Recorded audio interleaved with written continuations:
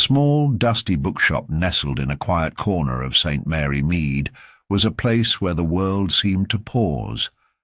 Its shelves sagged under the weight of centuries-old volumes, and the air smelled of aged paper and wood.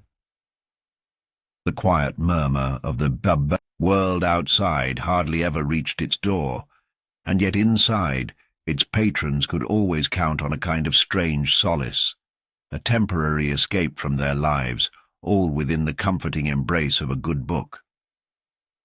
That evening, however, the calm of the shop was shattered.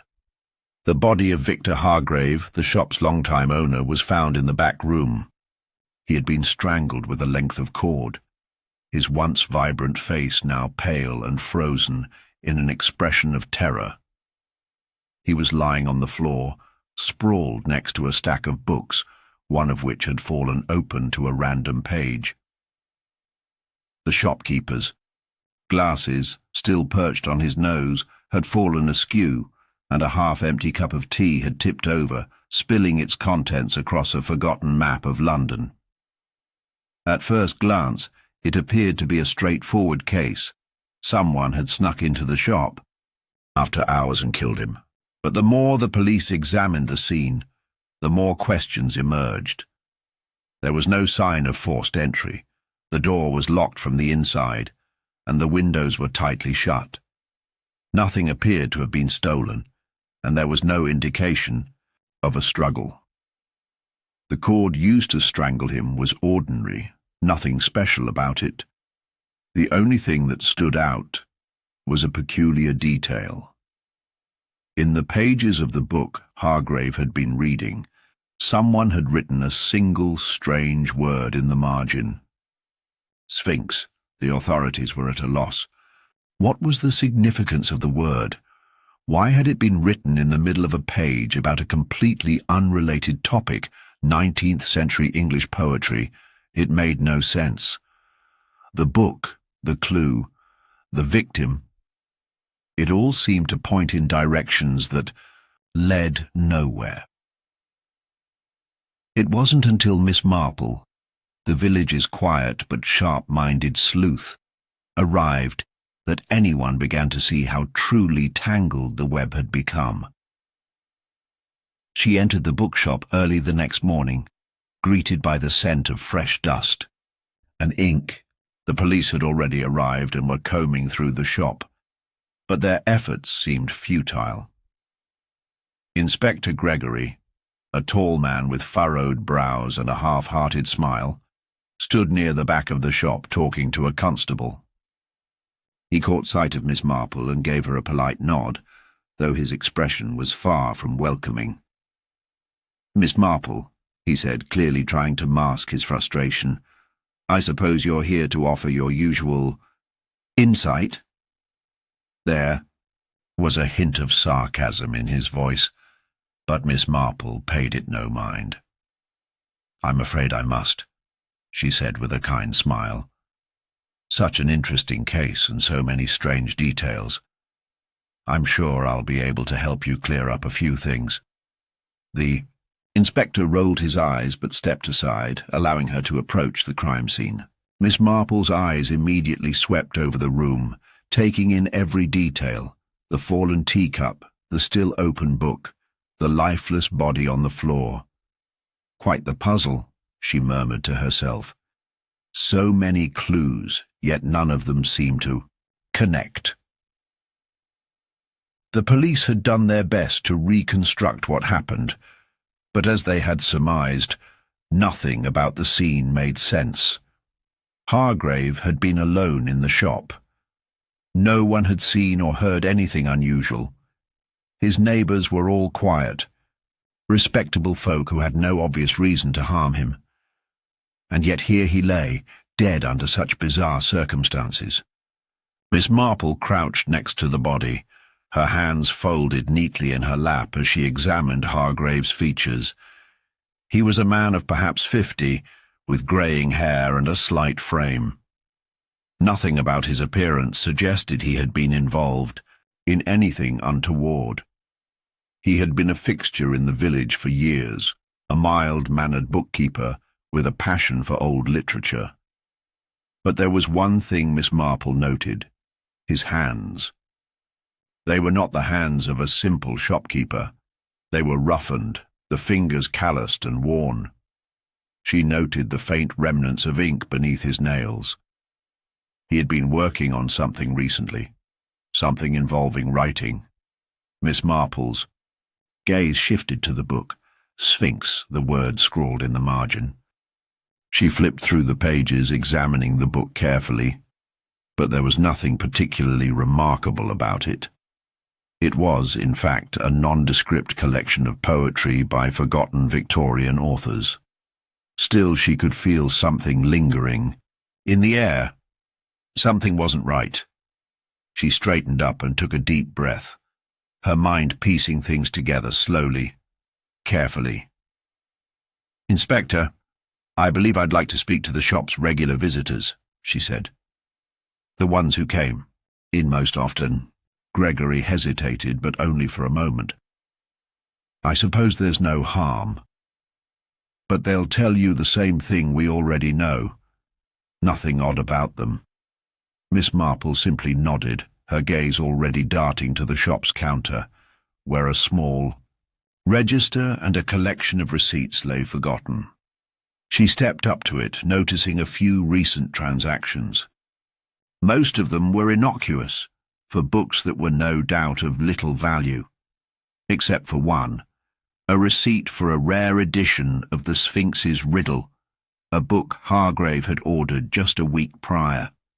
The buyer, none other than Arthur Wensley, an author and a frequent visitor to the shop. He was known for his fascination with ancient riddles, cryptic symbols, and puzzles. It seemed entirely coincidental, but Miss Marple's instincts told her otherwise. She couldn't help but wonder if Wensley's interest in the Sphinx was more than academic. "Perhaps I should visit Mr. Wensley," she mused aloud, barely looking up as she carefully folded the receipt and tucked it into her pocket. "Inspector," Gregory shook his head, "you're wasting your time. The man's harmless enough at least. He spends his days in that musty library of his, scribbling nonsense." But Miss Marple simply smiled, unbothered by his dismissive tone.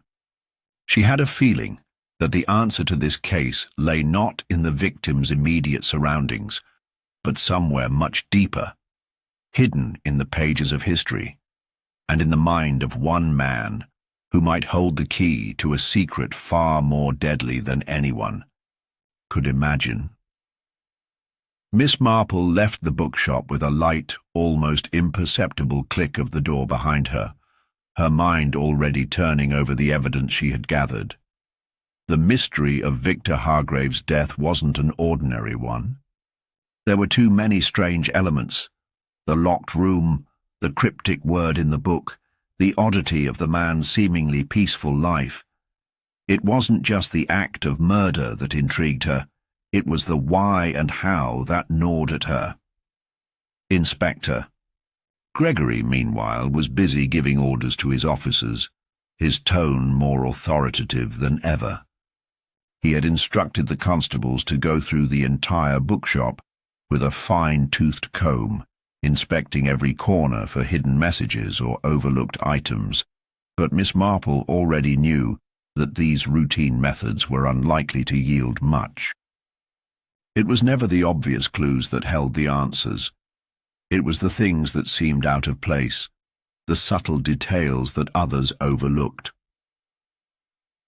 As she passed the front of the bookshop, she saw Arthur Wensley standing at the edge of the street, watching the shop with an almost nervous intensity. The author looked like he had been waiting for something, perhaps hoping to go unnoticed. Miss Marple had seen him before, of course. He was a regular visitor to the bookshop, often dropping by to search through the antiquarian bookshelves for obscure tomes, ones that only he seemed to have an interest in. But today his stance was different. There was something oddly cautious in the way he glanced around, almost as though he were trying to avoid being seen. His usual air of scholarly detachment was gone, replaced by a thin sheen of sweat across his forehead. Miss Marple decided to approach him, taking slow, deliberate steps as she moved toward the man. She had learned long ago that people were most telling when they thought no one was watching. "Mr. Wensley," she called out, her voice soft but unmistakable. The author jerked slightly at the sound of her voice, his hand instinctively reaching for his coat pocket. "Miss Marple," he said, his tone a little too quick, a little too smooth. "What brings you here this morning? I trust you've been briefed on poor Victor's tragic passing." "Indeed," Miss Marple said, her gaze unwavering. "It's a dreadful thing, isn't it? Though I must confess, there are a few peculiarities about the case that have caught my attention." She paused, her expression friendly yet probing. "I was hoping you could help me, Mr. Wensley. I understand you recently purchased a rare book from Victor's shop, The Sphinx's Riddle. A curious choice, don't you think?" Wensley stiffened at the mention of the book, his eyes darting away for the briefest moment before he looked back at her. I suppose it's an interesting read. Nothing out of the ordinary, really. I've always had an interest in ancient puzzles and riddles." Miss Marple studied him carefully, noting how he avoided meeting her gaze, his voice a touch too rehearsed. "Yes, quite. And did you find what you were looking for in that particular volume?" Wensley hesitated. "Well, I suppose there were a few things I'd hoped to discover. Some old references, nothing too unusual, just scholarly pursuits, nothing more." Miss Marple smiled, but it was a smile that didn't quite reach her eyes. "I do find it curious, though, that after purchasing such a book, Victor Hargrave should meet such a fate, don't you? It makes me wonder if perhaps there was something more to his interest in the volume than simply indulging a customer's taste in obscure literature."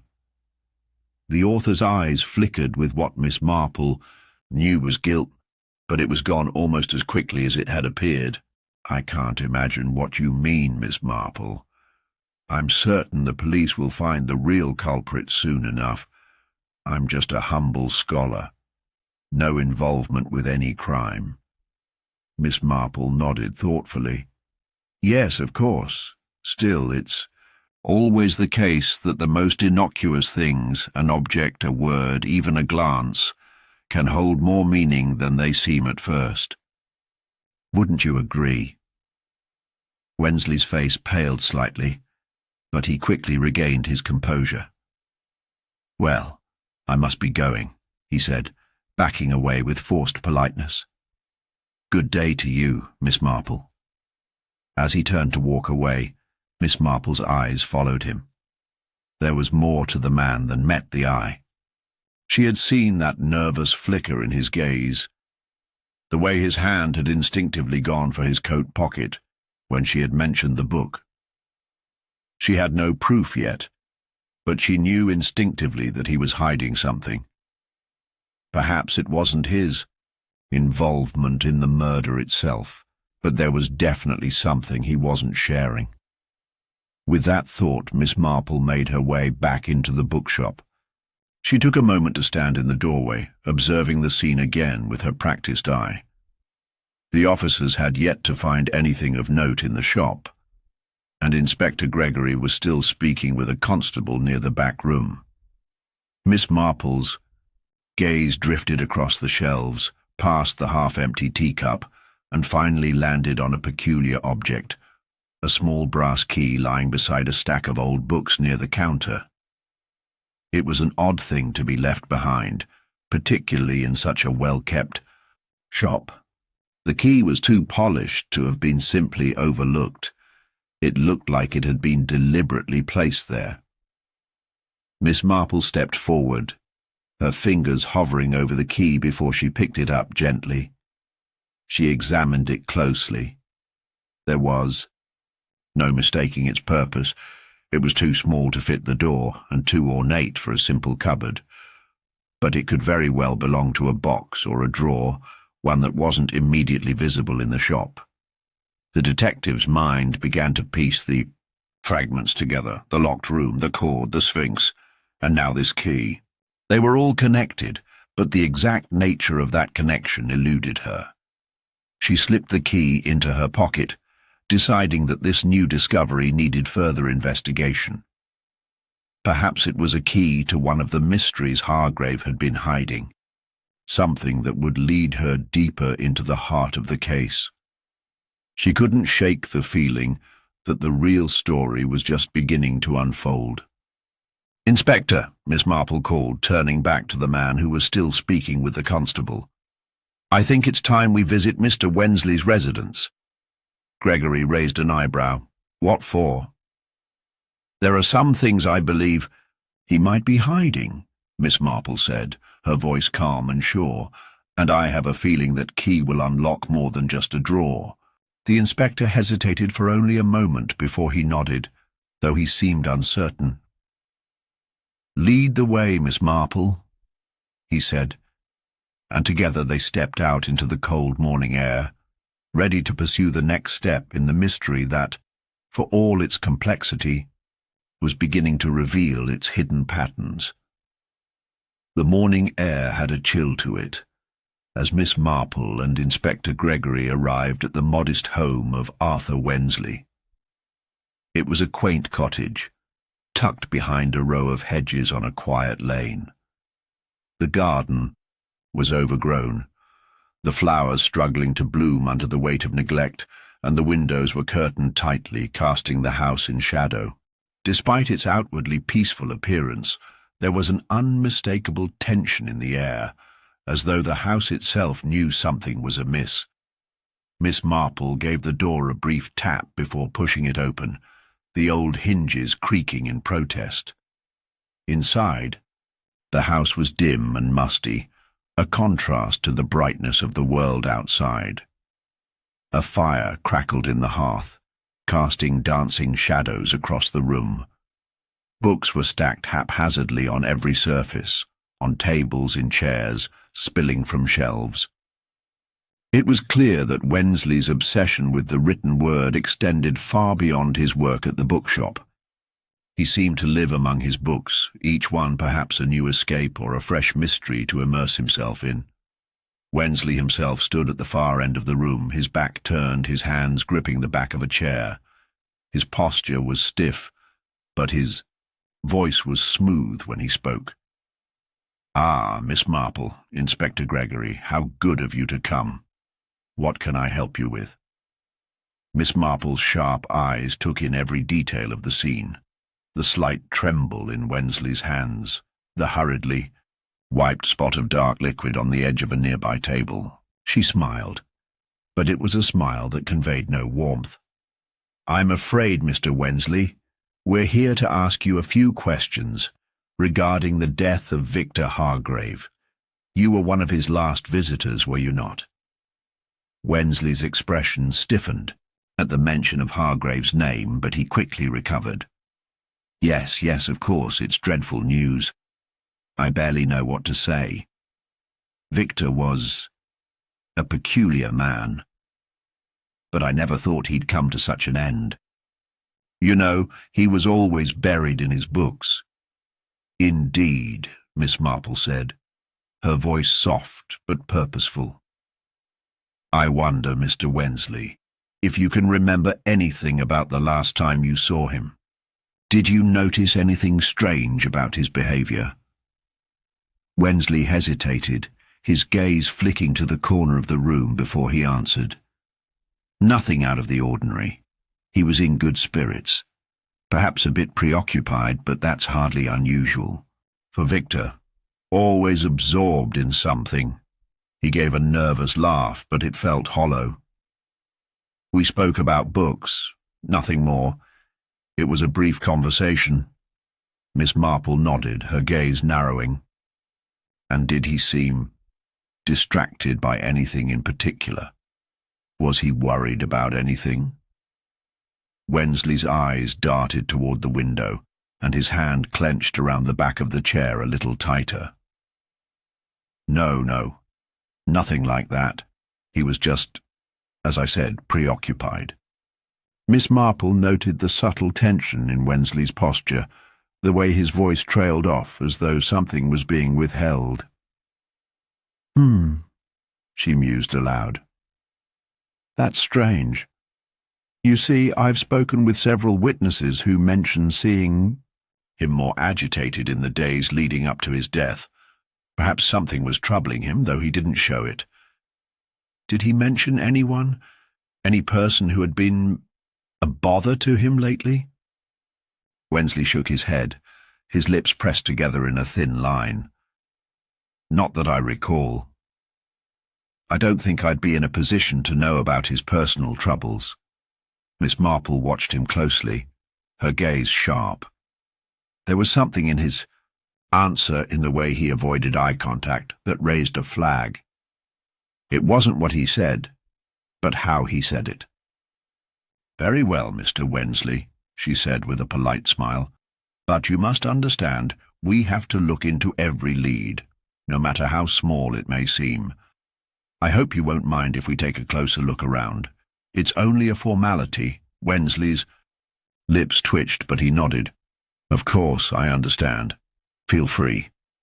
As Miss Marple began to examine the room, she noticed more details, small clues that added up in ways that Wensley's testimony did not.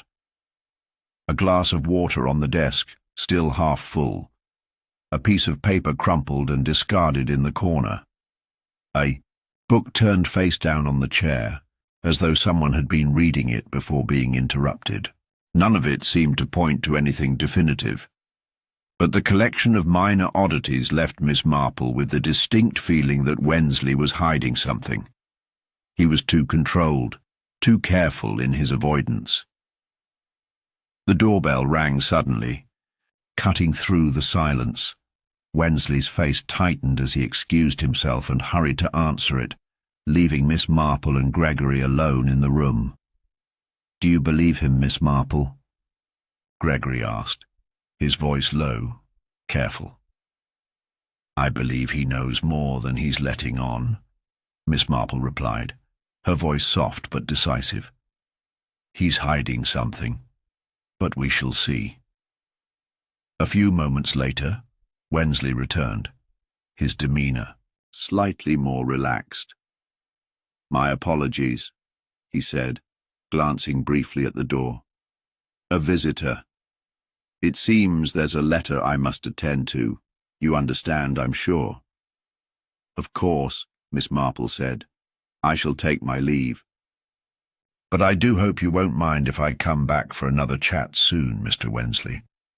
I have a few more questions that need answering." Wensley gave a strained smile.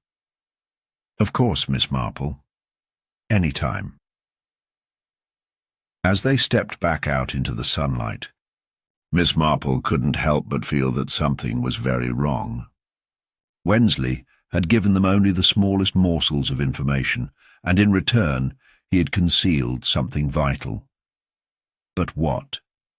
And why? As they walked back toward the car, Gregory was still mulling over the conversation. "What do you think, Miss Marple? Should we press him harder?" "Not yet," she said, her eyes scanning the street as she walked. "He's not quite ready to break, but he will be.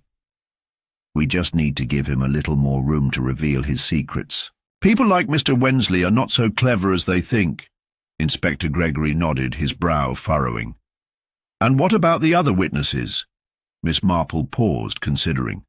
"Ah, yes. We must speak to them next. They may hold the key to unraveling this whole affair. They may think they know nothing, but in truth, they may have seen much more than they realize. It's time to listen closely." As they got into the car, the detective's mind was already turning over the next steps.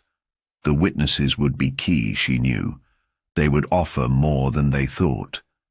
But just like Wensley, they too were playing a part in a larger game of deception. And Miss Marple had never been one to be fooled by appearances. The truth was, waiting to be uncovered, one careful question at a time. Miss Marple sat in her chair by the fire, the warmth of the room contrasting sharply with the cold clarity of her thoughts. She had spent the last few days combing through the evidence, speaking to witnesses, and piecing together a complex jigsaw of motives, alibis, and half-truths. Nothing, it seemed, could offer a straightforward answer. Every person involved in the case had a reason to be there, but none of those reasons made sense when considered alone. It was as though the pieces of the puzzle refused to fit together, no matter how carefully she examined them. Inspector Gregory, on the other hand, was pacing back and forth in frustration, a piece of paper clutched tightly in his hand. "I don't get it, Miss Marple. Wensley's alibi checks out.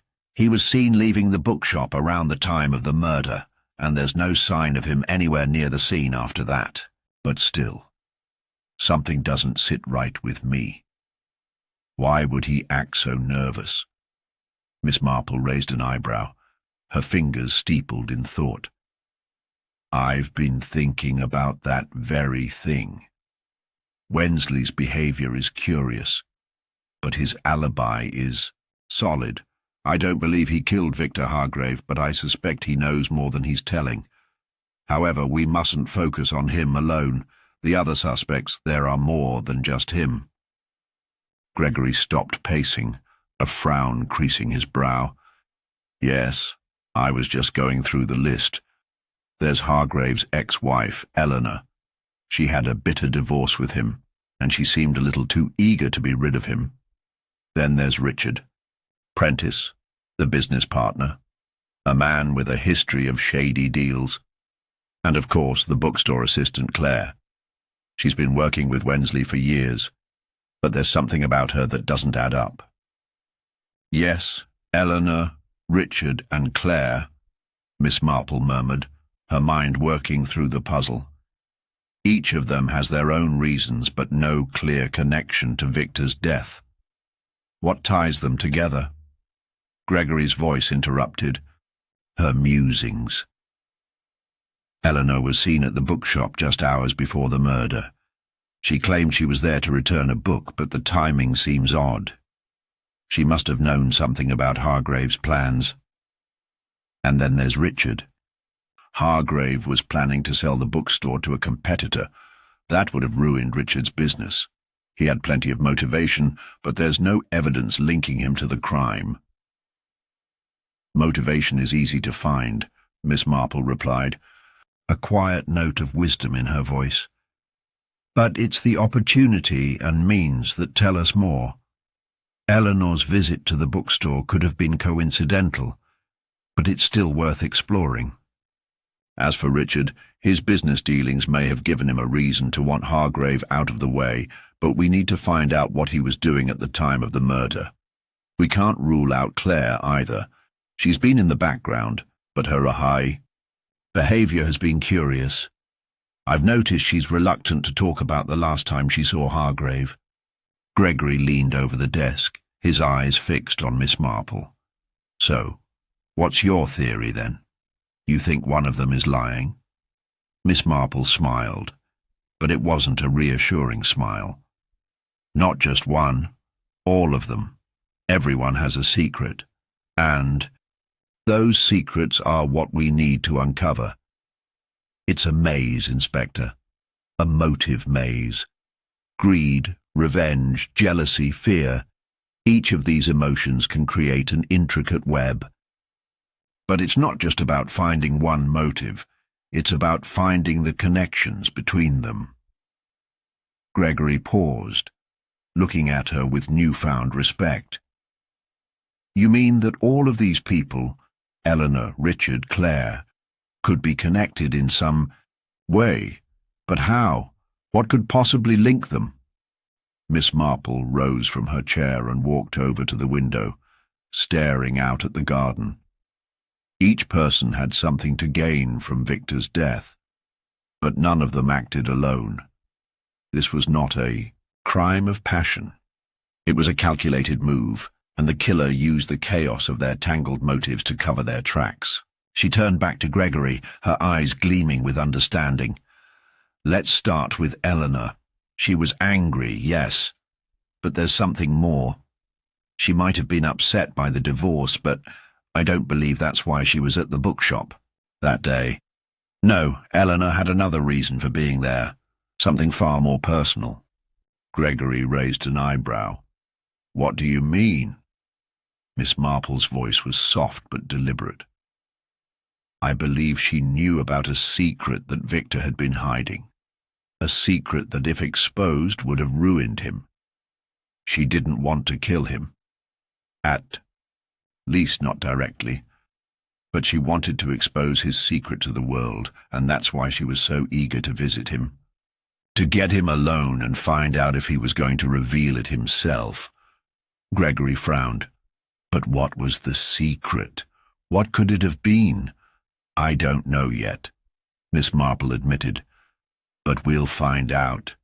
And when we do, it will explain why Eleanor was there. And Richard? Gregory prompted. Richard, Miss Marple continued, had a much more obvious motive. The bookstore was his livelihood. Hargrave's plans to sell it out from under him would have meant disaster.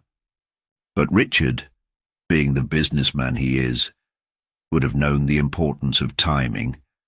He wouldn't have acted rashly. But perhaps he saw an opportunity, a chance to gain control of the bookstore after all.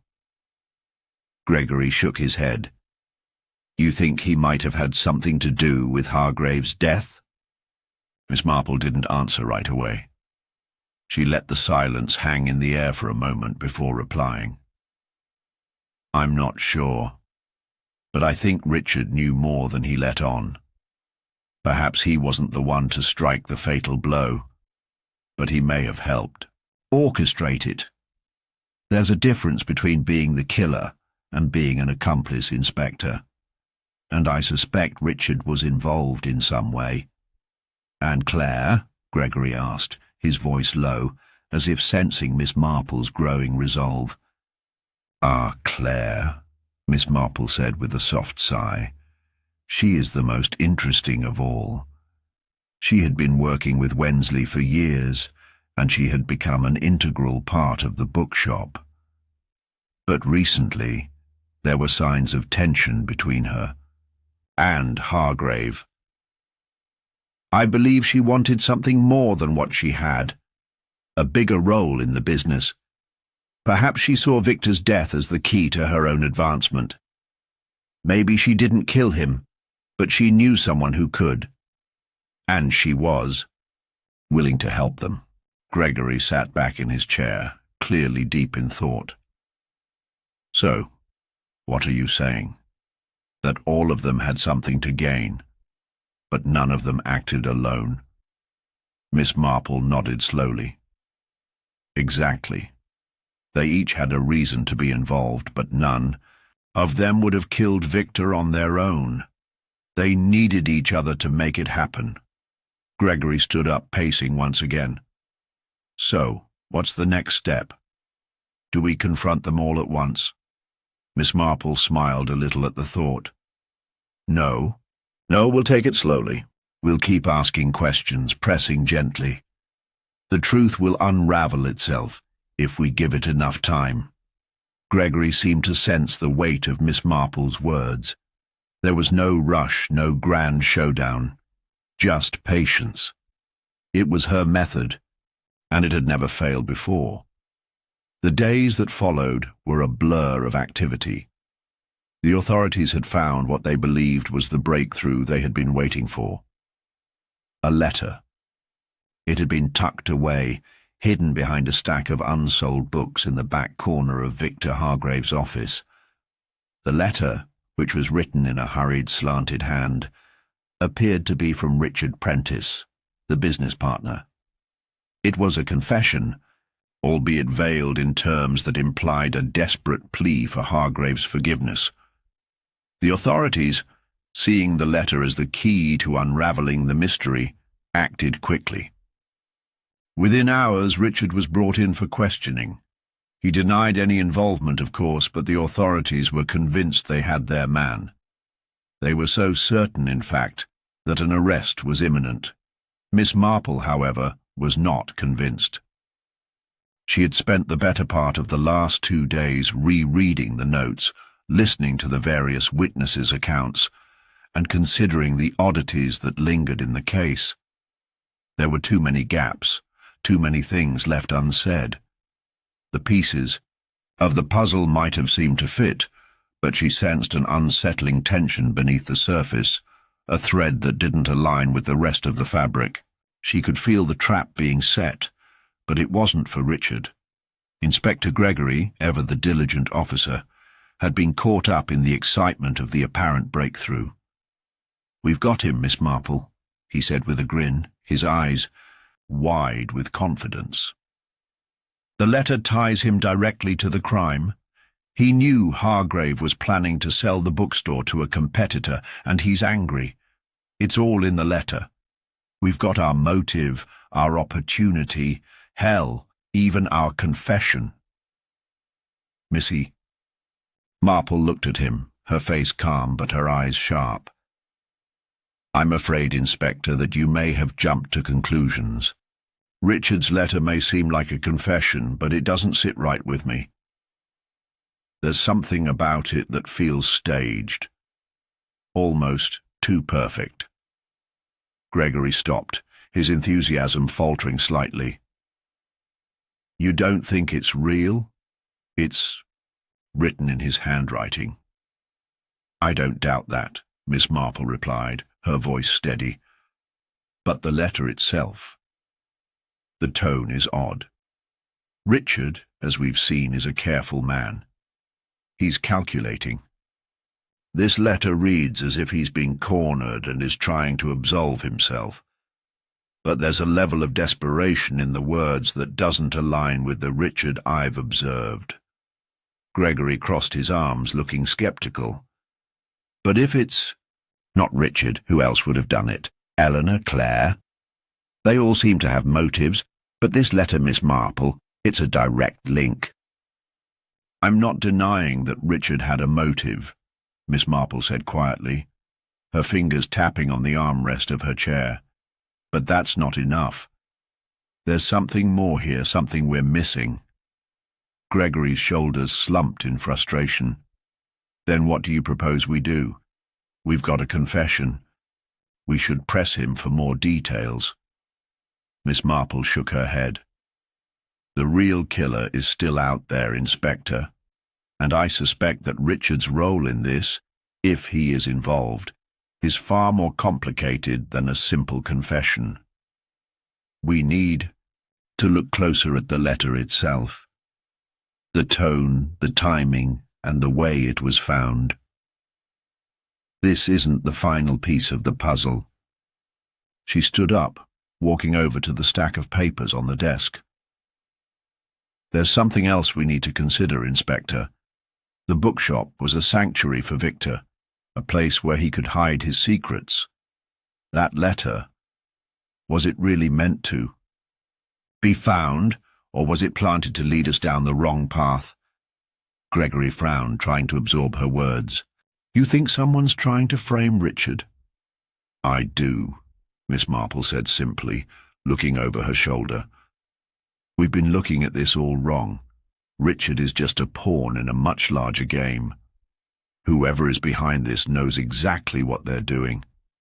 The two of them fell into silence, the weight of Miss Marple's words hanging in the air. They had been so quick to latch onto the letter as the solution, so eager to close the case and move on. But now, with Miss Marple's subtle suggestion, the whole case seemed murkier than before. A few hours later, Miss Marple made her way to the bookshop alone. The sun was beginning to set, casting long shadows across the cobblestones. She felt an odd sense of calm as she stepped into the familiar, musty air of the shop. The walls, lined with shelves of forgotten stories, seemed to hold secrets in every corner. She made her way to the back of the store, where Victor Hargrave had spent most of his days, a cluttered office filled with books, papers, and the remnants of his life's work. It was here that the letter had been found, but something about the office didn't sit right with her. It wasn't the letter. It wasn't the book-laden shelves. It was the atmosphere itself. She approached the desk where the letter had been discovered. As she ran her fingers along the edge of the paper, her eyes scanned the room once more. Her gaze landed on a stack of books at the far corner, books that seemed oddly out of place. They were newer, polished spines in sharp contrast to the dust-covered volumes lining the rest of the shelves. She walked over to the pile and picked one up. It was a recent edition, a book on business tactics, nothing unusual at first glance. But as she flipped through the pages, a slip of paper fell out. Her fingers trembled slightly as she unfolded it. It was another letter, this one much shorter than the one Richard had allegedly written. It was addressed to Claire, the assistant, and written in a tight, elegant script. The words were simple but telling. "I trust you'll follow through with our plan. There's no turning back now. Remember, Victor can't be allowed to win the E." Letter was unsigned, but Miss Marple didn't need any further clues. The pieces of the puzzle were beginning to fit, but the answers still eluded her. She carefully tucked the letter back into the book and left the shop, her thoughts swirling with new possibilities. Richard, it seemed, was only part of the equation. Claire had been much closer to Victor than anyone had realized, and if she had been involved, who else had helped her?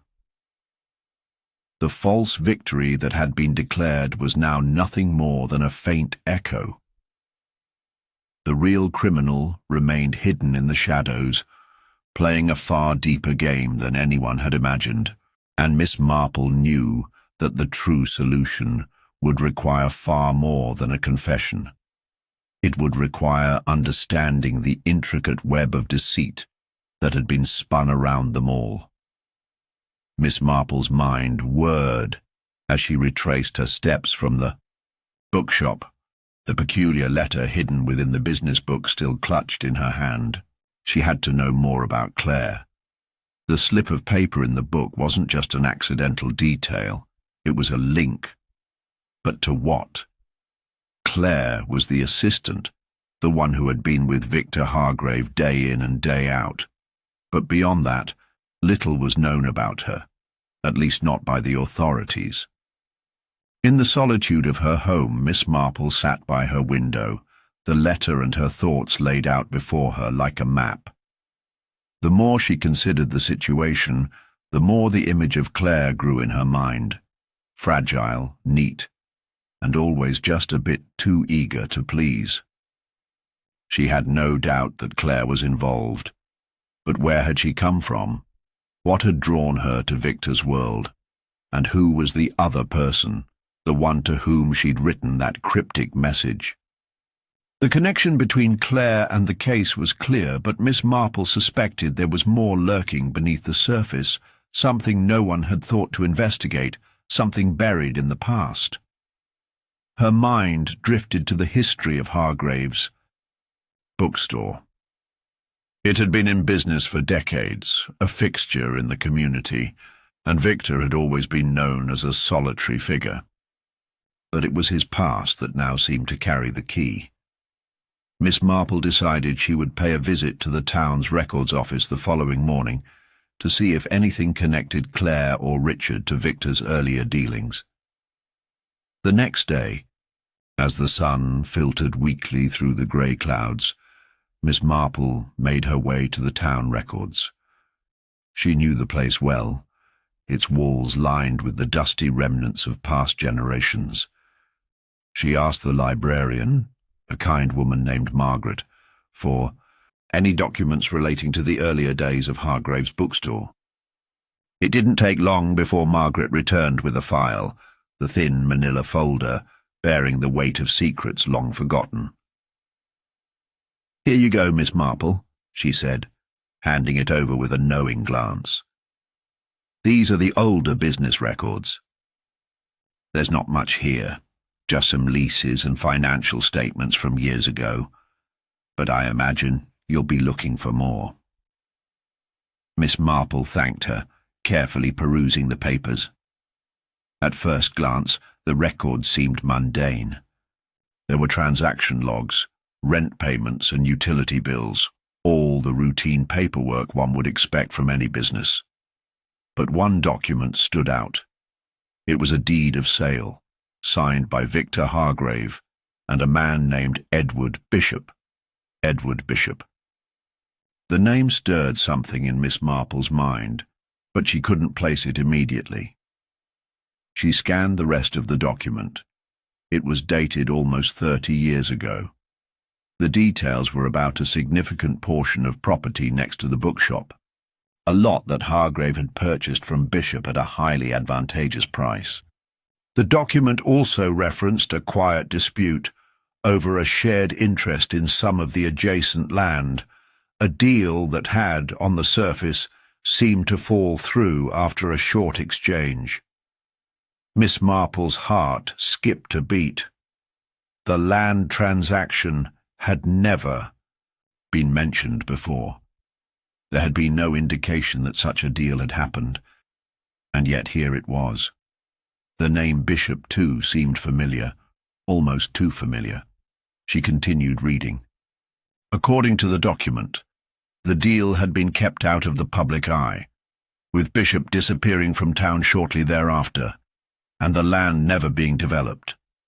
The file didn't explain why, but it implied that there had been some bad blood between Hargrave and Bishop. The transaction had soured, and there was an indication that Bishop had become disillusioned with Victor, perhaps even angry. But where had Bishop gone? As Miss Marple sat there, absorbed in her thoughts, it all suddenly clicked. Edward Bishop wasn't just a name. He was an old case, one Miss Marple had solved years ago when she was still a young woman. Bishop had been involved in a fraudulent scheme to exploit land deals, working with various unsavory characters to manipulate land values in the area. After the scheme had been exposed, he had vanished, with authorities never quite able to catch him. What if Claire's involvement was more than just that of a secretary? What if she had connections to Bishop, connections that no one had considered? Miss Marple began to see the tangled web in front of her. The connection between Claire and Bishop was the missing link, the one no one had suspected. Miss Marple set the file aside and made her way to the town archives. She needed to dig deeper into Bishop's life. It was all starting to fit together, but she needed more to confront the truth. It didn't take long before she found what she was looking for, a birth certificate dated decades earlier for a woman named Claire Bishop. The name sent a shock through her chest. Claire Bishop. It was a small detail, but a detail that turned the entire case on its head. The woman who had been working as Hargrave's assistant wasn't just an innocent bystander. She was his past, a link to a man who had vanished from town years ago, and a link to a deal that had gone sour. Miss Marple couldn't help but feel a sense of satisfaction, but it was tempered by a deeper understanding of the complexity of the situation. The real story wasn't just about a murder. It was about buried secrets and ties that had gone untold for years. Claire Bishop had returned to the town, possibly to settle an old score, and Victor Hargrave's murder wasn't just a random act of violence. It was the final chapter in a long-running saga that had started decades ago. Miss Marple sat down at a nearby desk, her mind racing. She needed to confront Claire. The time had come, but there was something else she had to do first. She had to warn the authorities, because despite the breakthrough, Miss Marple had no doubt that Claire wasn't working alone. There was someone else. Someone still lurking in the shadows, someone who knew exactly what was happening, and who had been waiting for the right moment to strike. The game wasn't over yet, not by a long shot. She left the archives, the weight of her discovery heavy on her mind. The past had finally come to light, and with it, the true depth of the crime. The question now was, could Miss Marple unravel the rest of the mystery before the final act was played out? Miss Marple stood in the quiet of her sitting room, the latest revelation about Claire Bishop's hidden past swirling in her mind. The air was thick with the weight of all the pieces falling into place. But she knew there was still something more, something she hadn't yet identified, something that could tip the entire investigation in a new direction. She had a feeling that Claire wasn't working alone, that there was someone else pulling strings from the shadows. Miss Marple took a deep breath, pushing aside her mounting frustration. The case needed to be resolved, and she was determined not to let anything slip through her fingers. The usual methods weren't going to work anymore. She had to try something different, something unorthodox to crack this final layer. She wasn't one for dramatic displays or flashy theatrics, but there was a certain skill she had honed over the years, a way of quietly testing people, of watching them react when they thought they were in control. In this case, it would be Claire, who was the last person left to interrogate. But Miss Marple had no intention of letting Claire know how much she knew. She was going to let her think that she still held all the cards. The detective set to work, preparing her strategy. She would use a tactic that had worked well in the past, a subtle game of psychological manipulation. The truth, she knew, often came not through direct confrontation, but through carefully crafted pressure, the kind that didn't seem like pressure at all. The next day she arrived at the bookshop in the late afternoon, the soft golden light of the setting sun casting long shadows over the sidewalk. Claire was at the counter when Miss Marple entered, her hands still precise as she shelved the latest batch of books. "Good afternoon, Miss Bishop," Miss Marple greeted her, her voice calm and unhurried. "I was just wondering if you could spare a moment to chat."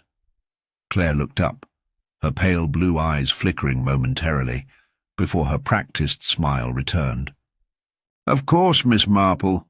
How can I help you?" Miss Marple took a seat at the small table by the window, where the light streamed in and softened the space. "I've been thinking," she began, her voice casual, almost as though she were talking about an ordinary matter. "You know, I've heard a lot about your family over the years. Your father, Edward Bishop, he was quite the controversial figure in this town, wasn't he?" Claire's movements faltered for a split second, just enough to catch Miss Marple's sharp eye. She quickly regained her composure, but it was enough. A subtle crack in her otherwise perfect facade. I'm not sure what you mean," Claire replied, her voice just a little too high-pitched, a little too rehearsed. "Oh, it's quite all right," Miss Marple said, her tone still gentle. "It's all in the past, after all. I just thought, with your father's history in the land dealings, you might have inherited an interest in the local history of the area as well. Quite a lot of fascinating stories here, really. And I've always enjoyed discussing these things with the people who have a connection to them." Claire hesitated, her eyes darting briefly to the door, as though weighing her options. "I'm afraid I don't share much interest in history these days. My focus is really on the present." Of course," Miss Marple said smoothly, leaning back in her chair and crossing her arms with a faint smile. "I completely understand. But you know, sometimes things we'd prefer to forget have a way of coming back, don't they? Like old letters. Or old deals." The shift in Claire's expression was barely noticeable, but it was there. The moment she heard those words, "old deals," there was a slight twitch of her left hand, a twitch that no one but Miss Marple would have noticed. She had touched the surface of something Claire had clearly hoped to bury. Claire tried to recover, her eyes locking onto Miss Marple with a more controlled, but still somewhat strained gaze. "I don't know what you're implying, Miss Marple." Miss Marple nodded slowly, as though she were considering Claire's words carefully. "It's just curious to me, you see, how history sometimes circles back. We don't always get to decide when it does. I suppose that's part of the intrigue of this case. It makes you wonder how much of what we've been told is true and how much has been carefully hidden behind some charming smiles and friendly faces." Claire's hand tightened on the edge of the counter. "I've always been open with the authorities. I've done nothing wrong," she said, her voice almost defensive. Miss Marple could sense the change in the air now, the slight shift in Claire's demeanor as the room seemed to close in around her. She wasn't ready to push harder yet, but Miss Marple's sharp mind noted every subtle clue in Claire's reaction. "I'm sure you have," Miss Marple said, her tone still warm. But there was something more in it now, a quiet suggestion that wasn't quite an accusation, but carried an unspoken weight. "But sometimes the truth has a funny way of slipping through the cracks, doesn't it? Almost as if it's waiting for someone to come along and notice it." Claire looked away for a moment, her lips pressed together as though fighting the urge to say something, anything to cover the crack that had just shown itself. When she spoke again, her voice was slower, more controlled. "I think I'd prefer to leave the truth to the professionals. I'm sure they'll sort everything out soon." Miss Marple let the silence hang for a moment, before speaking again, her voice soft yet piercing. "I've always thought that the truth has a way of revealing itself when it's least expected. And sometimes the most unexpected clues are the ones that lead to the most interesting discoveries." Claire's eyes flickered toward the door again, her jaw tightening in a way that betrayed her calm exterior. Miss Marple knew the game was almost over. Claire was no longer in control of the situation. With the calmest of smiles, Miss Marple rose from her seat. "Well, Miss Bishop, I'm sure you've been more than patient with me. I do appreciate your time." As Miss Marple turned to leave, she could hear Claire's breath catch in her throat, and just for a moment, Claire looked as though she might say something else, something that could unravel the whole charade. But the words never came. Miss Marple stepped outside, the cool air brushing against her skin. She knew it was only a matter of time now. Claire had cracked, just enough to let the truth slip through. All Miss Marple needed now was the final piece to complete the puzzle. The game was almost won, and with the smallest of cracks revealed in Claire's carefully constructed facade, Miss Marple knew the final confrontation was closer than ever. The following morning, Miss Marple returned to the scene of the crime, the quaint little bookshop that had become the nexus of this tangled web. She stood in front of the shop for a moment, gazing at the weathered sign that swayed ever so slightly in the breeze, casting a long shadow across the cobblestone street. There was a strange sense of finality in the air, as if she could feel the case reaching its climax, the tension rising with every passing minute. The conversation with Claire the day before had left her with a strong sense of unease. It wasn't just the way Claire had reacted when pressed about her father's past. nor the carefully veiled hints of something darker lurking beneath the surface. It was the quiet feeling that something was about to change. Claire was hiding something, but Miss Marple knew she couldn't corner her just yet. There was still more to uncover, more threads to pull at. Miss Marple walked through the front door of the bookshop, the familiar chime of the bell above the door signaling her arrival. The air inside was heavy with the scent of old pages and polished wood, the soft murmur of the shop's solitary rhythm filling the space. Claire was behind the counter, her posture tense, but her expression concealed behind the professional mask she wore so well. "Good morning, Miss Bishop," Miss Marple said warmly, offering a friendly smile. "I've come by to check in on a few things. Nothing too serious, of course. Just a little clarification." Claire glanced up, her eyes wary, but she managed a polite smile in return. "Of course, Miss Marple. I'm always happy to help." Miss Marple began her casual walk around the shop, her fingers brushing the spines of the books as she passed. She was taking her time, allowing herself to absorb the surroundings, letting the space speak to her. But something felt off, as though the atmosphere had shifted slightly since the last time she was here. There was an undercurrent of tension that had not been there before, an almost imperceptible change in the rhythm of the place. She stopped by the desk where Claire had been sitting when Miss Marple had last visited. The small wooden drawer in the corner, where Claire kept her personal items, was slightly ajar. Miss Marple's eyes narrowed. The drawer had been closed tight before. She was certain of it. "Is everything all right, Miss Bishop?" she asked, her tone light, but her eyes sharp. Claire's gaze followed Miss Marple's line of sight to the drawer, her body stiffening imperceptibly. "Yes, of course. Just a little disorganized, I suppose," Claire replied quickly, walking over to shut the drawer with a slight force that seemed a little too deliberate.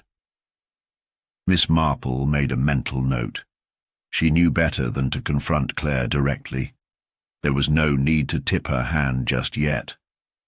Instead, she continued her seemingly casual inspection, letting the silence stretch between them. It wasn't long before Miss Marple's attention was drawn to a small envelope on the counter. It was thin, its edges frayed slightly, and it appeared to have been opened recently. She didn't recall seeing it there the last time she visited. Intrigued, she moved toward it, noting the faint, smudged ink on the flap. "Ah, what's this?" Miss Marple said, her voice light, almost as if she were making an innocent comment. Claire's eyes flickered nervously toward the envelope. "Just some old correspondence," she said, her tone a little too swift, her hands moving to cover the envelope as if instinctively. "Old correspondence?" Miss Marple repeated, raising an eyebrow. "Interesting. I didn't realize you were still in touch with anyone from that time." Claire hesitated. The words were out of her mouth before she could stop them. "It's nothing important." Miss Marple smiled inwardly, but the look in her eyes sharpened. There was something in Claire's response that suggested otherwise. She continued her feigned casualness, circling the desk as she scanned the rest of the room, allowing the silence to speak volumes. But just as she was about to turn her attention back to the counter, something else caught her eye, a movement from the corner of the room, something that hadn't been there before. She stepped toward the back of the shop, her footsteps measured but swift, as she moved past the rows of dusty bookshelves toward the small office at the back. It was there, behind a stack of books, that she found it. A set of old, leather-bound journals stacked haphazardly on the floor, their spines cracked and worn. At the very top of the pile was one that hadn't been there the day before, a journal with no title, its cover unmarked, its pages slightly yellowed with age. Miss Marple picked it up carefully, her fingers grazing the rough surface. She was certain that it wasn't there earlier. The moment she opened the cover, her eyes widened. The first few pages were filled with hurried, scrawled writing, notes about transactions, odd references to people she didn't recognize, and, disturbingly, a few mentions of the shop itself, written in a cryptic manner. There were dates, names, and figures that didn't add up. But it was the last entry that made Miss Marple's heart skip a beat. The journal mentioned a meeting set for the following day, the day after the murder. It was brief, but the last words on the page caught her eye. "The evidence is in place. No one will look here." Miss Marple's pulse quickened, and she slammed the journal shut. She was about to leave the office and confront Claire when her eyes caught a sudden movement behind her, a flash of something darting out from the corner of her vision. She turned in time to see Claire rush to the desk, a frantic look on her face, her hand closing over the envelope before Miss Marple could say a word. But it wasn't the envelope that caught Miss Marple's attention now. It was the way Claire's fingers trembled as they closed around it, and the way her gaze darted nervously toward the door. A surge of realization flooded Miss Marple's mind. The evidence. The crucial piece of evidence that Claire had hidden was gone. The letter that had once been lying innocuously on the counter was no longer there, replaced by a quick, calculated act of distraction. The detective didn't need to ask any more questions. She'd been played, but the game wasn't over yet. Claire had removed the final piece from the puzzle, the one that might have revealed everything. Someone was working against her, someone who was always one step ahead, as Miss Marple left the bookshop. The weight of the missing evidence hung heavily in the air. The stakes had risen. Claire had just made a fatal mistake. As Miss Marple walked away from the bookshop, the weight of the missing evidence pressed down on her mind like an iron fist. She knew Claire was hiding something, but now it was clear that she was being played. Her every move countered by someone who was always one step ahead. There was no longer any doubt in Miss Marple's mind. The cleverness, the subtle manipulations, they all pointed to someone far more dangerous than she'd initially thought. The air outside was cool, the streets quiet in the late afternoon, but Miss Marple's thoughts raced. Claire had made a crucial error, a mistake that would undoubtedly come back to haunt her. And yet, Miss Marple could not shake the feeling that something much larger was at play. The missing letter, the cryptic message in the journal, it all pointed to an intricate web of lies, and somewhere deep within it, a second crime was waiting to happen. She had barely made it halfway down the street when her phone rang. It was a call she hadn't expected, one that sent a chill through her spine even before she picked it up. "Miss Marple," the voice on the other end crackled, but there was no mistaking the urgency. It was Detective Cray, the officer who had been assigned to the case. "We need you to come back to the shop immediately. There's been another murder." A sudden icy feeling washed over her. The words didn't fully register at first, but then the significance hit her like a thunderclap. Another murder.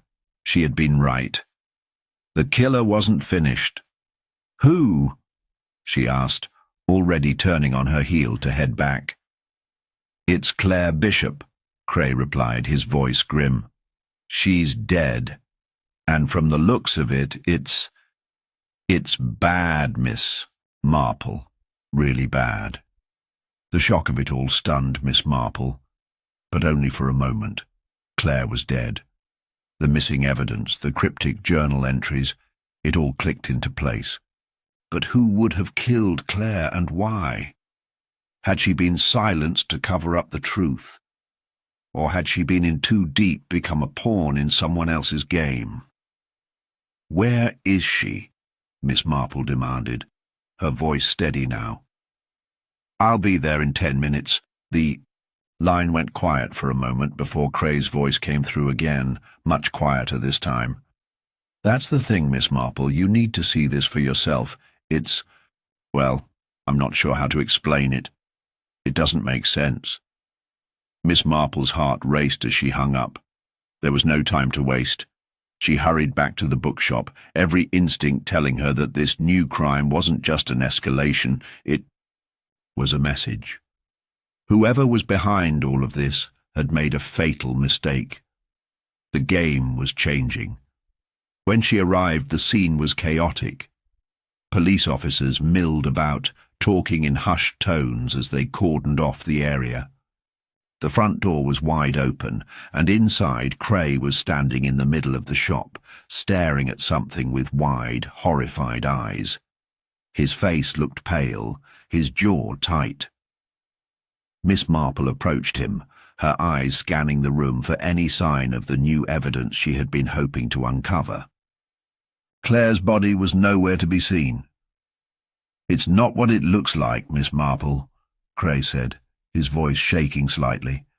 "I don't understand it either, but you need to see this." He led her further into the shop, past the rows of bookshelves that seemed eerily empty now, as though even the shop itself was holding its breath. And then, as they reached the back office, Miss Marple stopped dead in her tracks. There, lying on the floor in the middle of the room, was Claire. But something was terribly wrong. She wasn't lying in a typical position. Her body had been arranged, not in the usual manner of a victim of violence, but in a way that suggested deliberate intention. Claire's hands were clasped in front of her, fingers interlaced as though in peaceful repose, but her eyes were wide open, staring vacantly at the ceiling. Her mouth was slightly ajar, but the real shock lay in the scene surrounding her. On the floor, scattered like breadcrumbs, were pages torn from books. Books that hadn't been touched before. A pattern emerged as Miss Marple's eyes traced the pages. They weren't just random. They were meticulously placed. And at the very center of the scene, there was an object she instantly recognized. The envelope Claire had tried to hide earlier. It was there, resting just beneath Claire's outstretched hand, as if the victim had been trying to protect it. But something more unsettling caught Miss Marple's attention. Near the body, beside the envelope, was a small glass vial, its contents clear, and lying just next to it, an open book with a single line underlined in red ink. "The truth lies beneath the surface," Miss Marple murmured aloud, reading the line from the book. Cray was standing behind her, eyes wide. "We found that next to her, along with the vial. We're not sure what's inside it yet, but we're guessing it's poison. We'll know for sure soon enough." Miss Marple crouched down, inspecting the vial with a quiet intensity. Poison. A calculated move. Whoever had killed Claire wanted to send a very specific message. But the question still lingered. Why was Claire killed in this manner? What was the significance of the open book and the carefully placed pages? And why had the killer taken such care to arrange the scene? Turning back to Cray, Miss Marple's voice was calm but firm. "We need to find out who else was involved. This wasn't a random killing. Claire was too careful to have fallen victim like this. Someone is trying to frame her, or worse, someone is pulling the strings from behind the scenes. We're not looking at just one killer anymore. We're looking at an orchestrated crime." Cray nodded grimly, understanding the gravity of her words. "You think someone's still out there? That they're playing us?" Miss Marple straightened, her eyes narrowing. The killer was hoping to bury the truth, but they've made a mistake. Claire's death wasn't the end of this. It's just the beginning. As Miss Marple left the shop, her mind raced with the possibilities. The game had changed. The villain was still out there, and they were far more dangerous than anyone had anticipated. The stakes were higher now, and Miss Marple knew one thing for certain. She would need to act quickly. The next move was hers, and it had to be flawless. If she was wrong, more lives would be lost. If she was right, it would all come crashing down. The villain wasn't finished, and neither was Miss Marple. Miss Marple stood in the dimly lit office of the bookshop, the weight of the scene still fresh in her mind. Claire's death had changed everything, but Miss Marple had learned long ago that the chaos of a crime often concealed its true meaning. The detective in her knew that the answer was closer than anyone realized. The threads were all there, woven into the fabric of the case, waiting for her to pull them together. As she walked back through the shop, her eyes scanned the bookshelves methodically. She needed to see things in a new light. Every corner, every misplaced book, every odd interaction, all might hold the key to unlocking the puzzle. Claire's body had been arranged so deliberately, someone was playing a game, and they were leaving clues for her to find. Her gaze fell upon the same row of books where she had spotted the pages earlier. She paused, letting her fingers run over the spines. Nothing seemed out of place. But then something caught her eye, a slight scuff mark on the edge of the shelf. A small, insignificant detail, but it stood out in the quiet of the shop. Moving closer, Miss Marple knelt down, carefully inspecting the shelf. The scuff mark led her to a book that, while in line with the others, was slightly askew.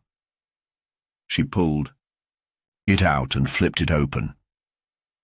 Inside, she found nothing but the faintest trace of a folded piece of paper hidden between the pages.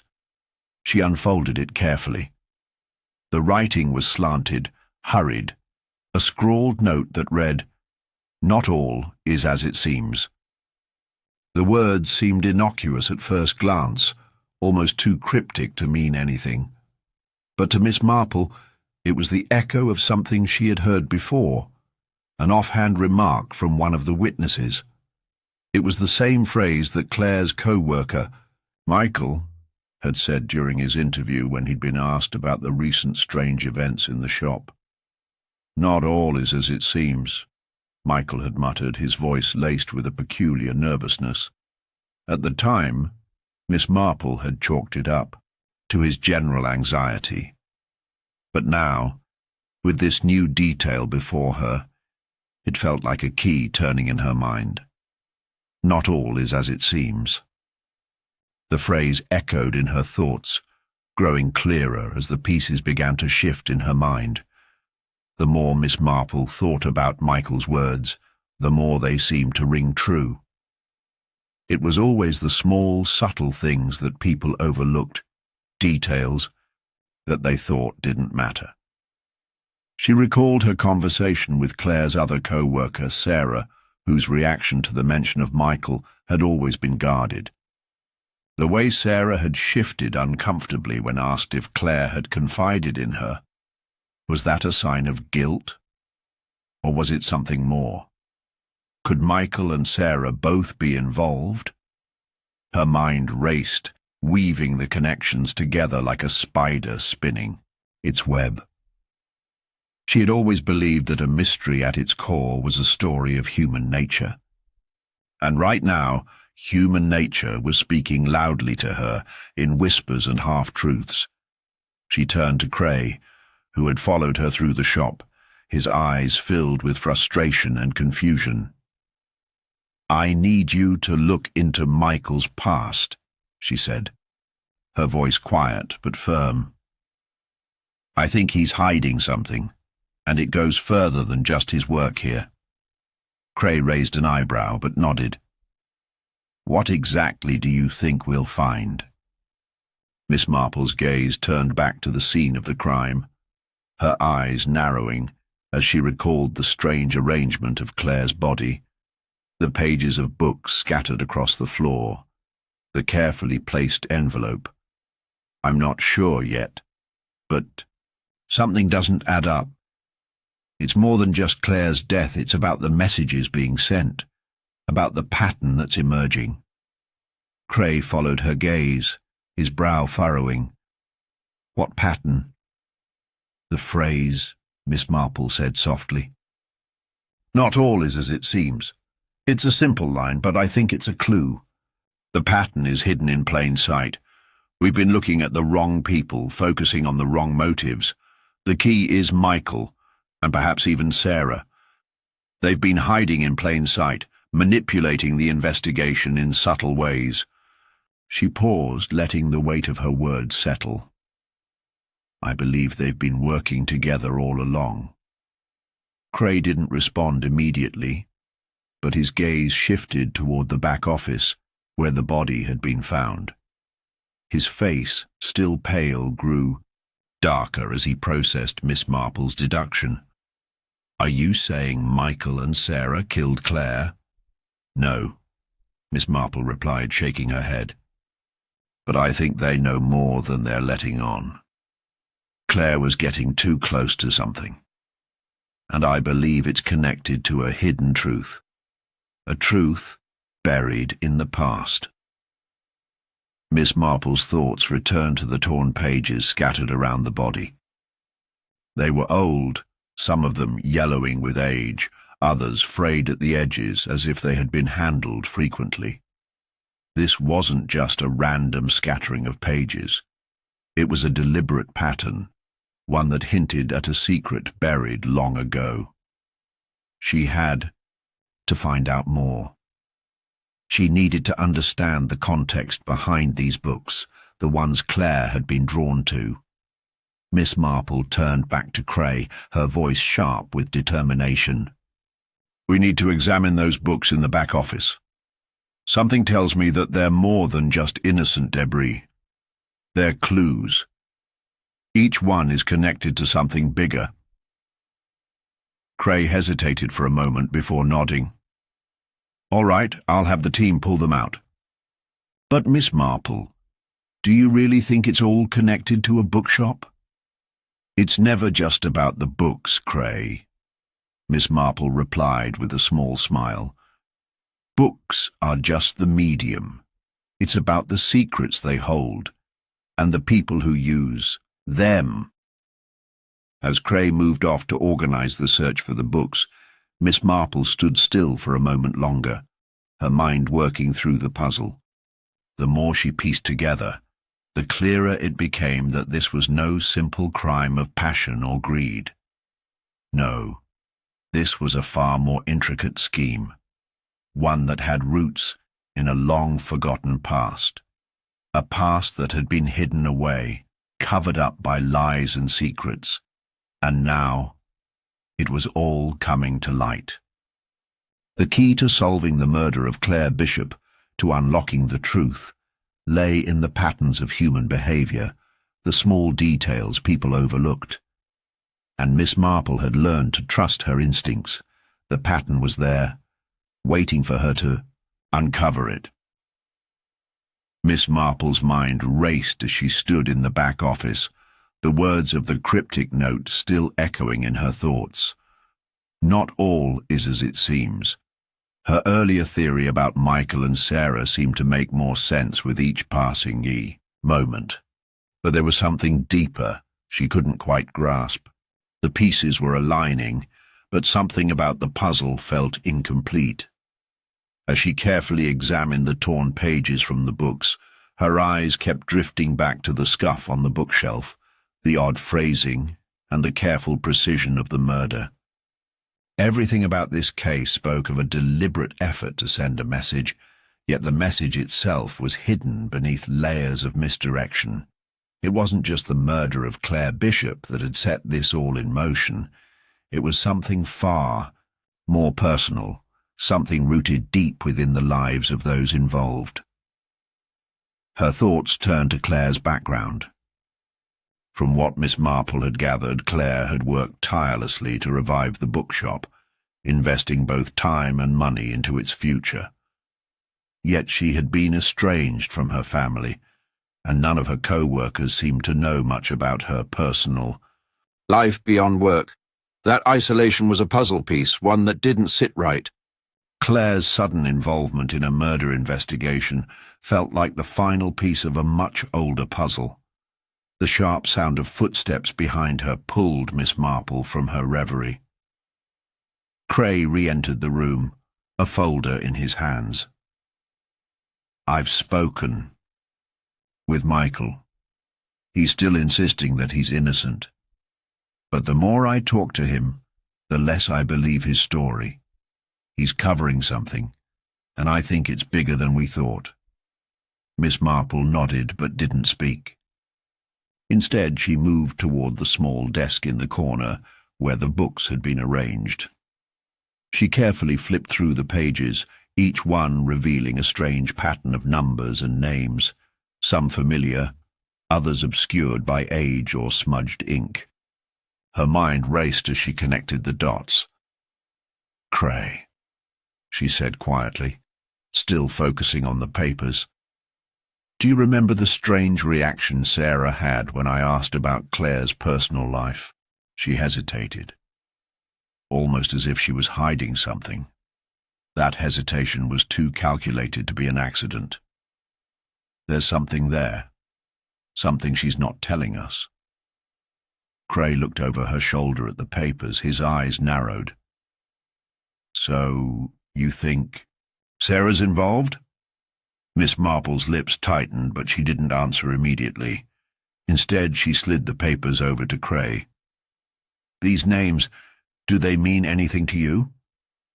Cray scanned them, his eyes skimming quickly across the ink stains. "Some of these are local names, owners of nearby shops, some even from old family estates. But these numbers—" His voice trailed off as he read one that stood out, a name followed by a series of digits. It was Claire's name, but it was followed by a date that was over a decade old. "Claire was researching this before she died," Miss Marple said, her voice low. "She was looking into something that happened long before she became involved with the bookshop. And I think it's connected to her family. This date, this was the year her mother disappeared." Cray's eyes widened as he absorbed the weight of her words. Her mother. But I thought Claire's family was estranged, yes, Miss Marple interrupted, her mind already putting the pieces together. But sometimes the family secrets are the hardest to bury. Claire must have found something that connected her mother's disappearance to the people around her. She was closing in on something, which is why she was murdered. Cray sat down heavily in the chair behind him. But what does that have to do with Michael and Sarah? How do they fit into all this? Miss Marple's gaze shifted to the photograph that sat on the desk, a photo of Claire, smiling, surrounded by family and friends. But the one person who was noticeably absent from the picture was her mother.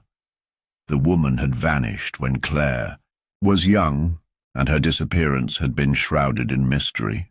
All these years the town had assumed she had left voluntarily, but Claire's recent research into her mother's life told a different story. It seemed as though Claire had been getting closer to uncovering the truth, a truth that someone, perhaps more than one person, was desperate to keep hidden. The key to the murder, Miss Marple continued, her voice sharp, lies in the past. Claire's mother wasn't just some random disappearance. She was involved with people who have a vested interest in keeping her story buried. Michael and Sarah. They were both connected to her mother's past. And that's why they had to silence Claire before she could expose everything. Cray's expression darkened. You think they were involved with Claire's mother? Miss Marple nodded slowly. It's possible. Claire's mother was a socialite, connected to a few influential people in the town. One of those people might have been Michael's family, or perhaps Sarah's.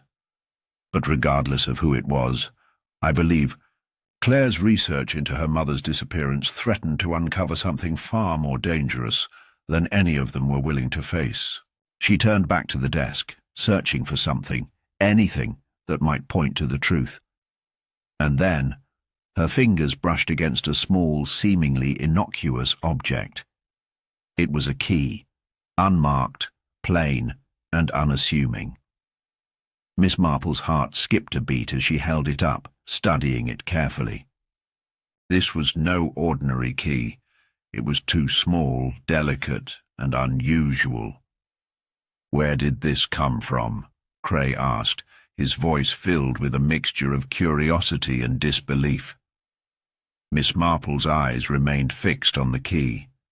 I believe it's the final piece. This key opened something from Claire's past, something she was on the verge of uncovering before she was silenced. This key. She paused, her thoughts racing. It's the key to the truth. Cray looked at her, bewildered. The truth? What truth? The truth behind her mother's disappearance, Miss Marple said, her voice filled with quiet certainty. The truth that has been buried for far too long. She rose from the desk, the key still in her hand, and turned toward Cray, her eyes sharp with purpose. The killer didn't just murder Claire, they murdered the past. Because the past holds the key to their secrets, and I'm going to find out what those secrets are, no matter what it takes. As she walked toward the door, Cray hesitated before following her. He could see the determination in her eyes, the same determination that had solved countless cases before. But this case, was different. The past was never just the past. It had a way of catching up to you, no matter how hard you tried to bury it. And the truth, no matter how hidden, had a way of emerging, always. Miss Marple held the key tightly in her hand as they stepped out of the room. The final chapter of the mystery was about to unfold. Miss Marple stood at the edge of the old town square, the evening light casting long shadows across the cobblestones. Her grip tightened around the small, delicate key she'd found earlier. It had led them to a quiet, unassuming house at the end of a narrow alley, a place no one had thought to investigate before. Inside, tucked away behind a wall of faded bookshelves, Claire Bishop's last secret waited to be uncovered. But it wasn't just Claire's secrets that Miss Marple was after now. The deeper she dug, the more she realized that the answers were not just about revenge or a thirst for power. This was about something older, something hidden beneath layers of grief, guilt, and betrayal. Cray, who had been working tirelessly with her, stood beside her now, his expression taut with anticipation. They'd laid out the trap, knowing the villain would eventually come to them. They always did. There was no escaping what had been done. Miss Marple's eyes scanned the street as if expecting something to leap out of the shadows. She'd arranged for the authorities to be ready should things take a turn for the worse. But she was confident. She had enough on the murderer now. All that was left was the confrontation. She turned to Cray, her voice low but steady. I know who did it, and I know why. It's time to finish this. Cray swallowed, still incredulous at how things had unfolded. It's Sarah, isn't it? It always seemed like she was hiding something. Miss Marple shook her head. No, Sarah isn't the one, but her role in this was crucial. Without her, the chain of events wouldn't have fallen into place quite the way it did. It's not just a question of motive, it's a matter of psychology, of carefully constructed lies. She watched as Cray processed her words. His eyes narrowed as he began to understand. Michael, he whispered, his voice tight. Michael was part of this, wasn't he? All that talk of him being the perfect suspect, it was a diversion. Miss Marple nodded. Yes, Michael was the pawn. He was a convenient fall guy.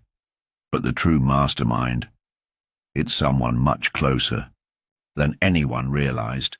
Someone who used their position of trust to manipulate everything. As if on cue, a car pulled into the square. The headlights flickered briefly before cutting off, and the figure emerged from the vehicle, his movements deliberate, too composed to be coincidental. It was Robert Westbrook.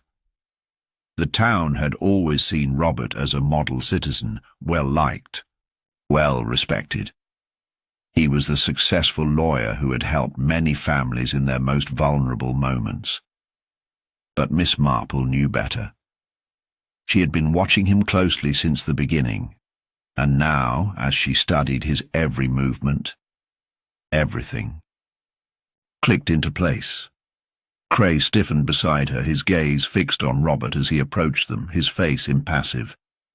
Miss Marple didn't react immediately, letting the tension hang in the air. She knew that Robert's perfect composure was about to crack. All she needed to do was apply the right amount of pressure.